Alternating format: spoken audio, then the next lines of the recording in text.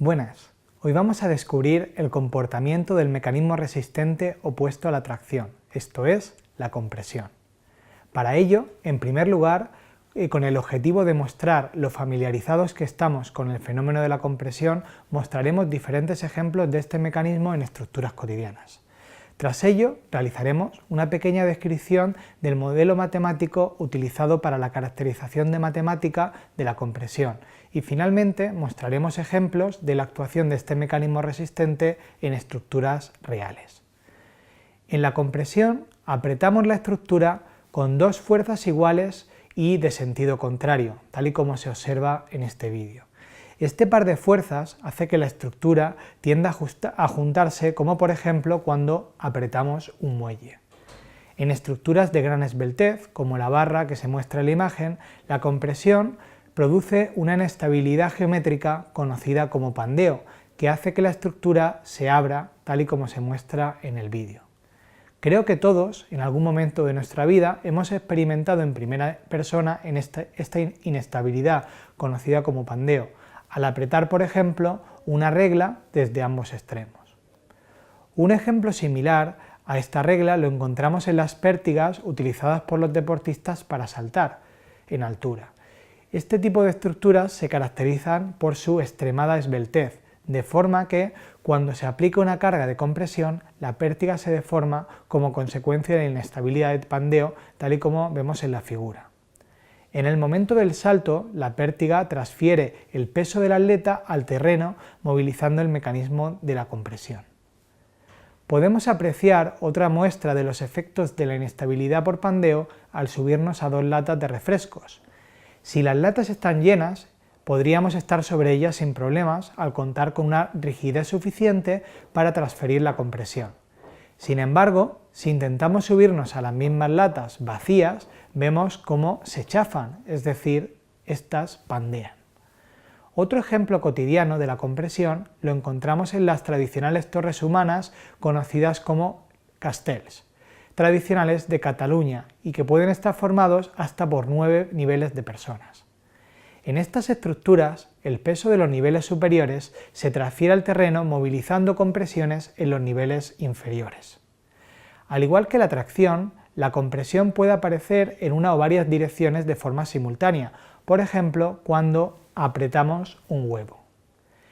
Estamos, por tanto, apretando en este caso el material en diferentes direcciones. Vamos a analizar cómo afecta la compresión al material.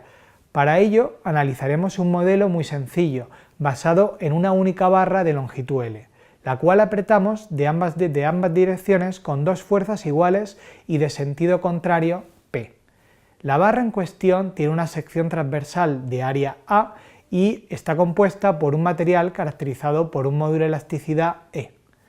Vemos cómo funciona el material en una sección intermedia X. Para ello, cortamos la barra y analizamos los esfuerzos internos que en ella se producen.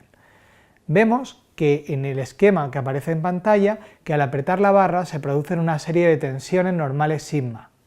Al igual que en el fenómeno de la tracción, estas tensiones son perpendiculares a la sección transversal y su valor se obtendría por medio de la ecuación descrita en pantalla, esto es, dividiendo la fuerza P por el área de la sección transversal A, diferencia que es la misma que la que utilizamos en la tracción. Sin embargo, a diferencia de este fenómeno, es necesario contemplar el fenómeno de la inestabilidad por pandeo. Este fenómeno se modeliza por medio de un coeficiente reductor kappa de la fuerza que es capaz de resistir la geometría de la barra en cuestión. De esta forma se puede determinar la carga máxima con presión multiplicando la tensión máxima capaz de resistir el material de la barra por su módulo de elasticidad y por el coeficiente de pandeo.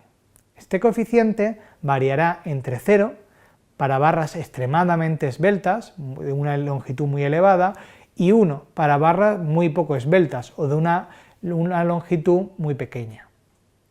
El ejemplo más claro de la utilización del mecanismo de compresión en estructuras civiles es el arco.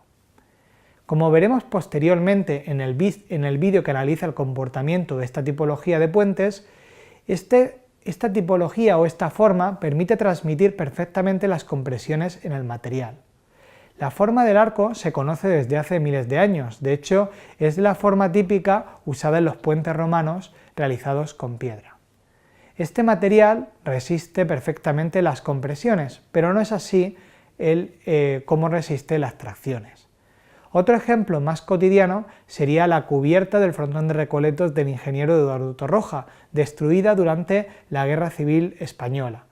Para cubrir la planta rectangular de 55 por 33 metros se utilizó una cubierta compuesta por dos lóbulos, es decir, bilobular, de hormigón armado de reducido espesor. De hecho, esta estructura alcanza los 10 centímetros en algunas partes de su cubierta. Al igual que la piedra, el hormigón resiste mucho mejor la compresión que la tracción y por eso esta geometría garantiza un adecuado funcionamiento del material. Bueno, eso es todo por hoy. Nos vemos en el próximo vídeo donde descubriremos el siguiente mecanismo resistente, la flexión. Muchas gracias.